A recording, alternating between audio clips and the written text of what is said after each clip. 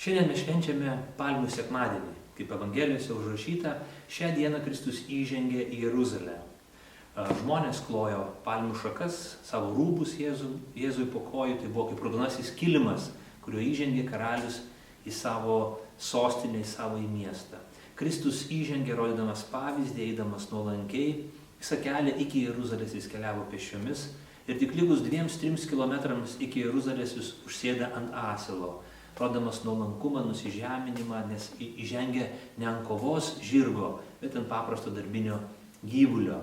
Jėzus įžengė į Jeruzalę tam, kad paaukotų save už kiekvieną iš mūsų. Jis įžengė į šventyklą, atnešdamas ne kitą kraują, ne kitas aukas aukodamas, bet aukodamasis pats už visų žmonių nuodėmes. Tad mums krikščionims šita šventė labai svarbi, nes jinai kalba apie artėjančias Velykas, kai Kristus bus paaukotas ir kelsis iš numirusių. Tad laukime Kristaus, tikėkime, tirkime savo širdis ir branginkime Kristaus auką ir jo prisikėlimu.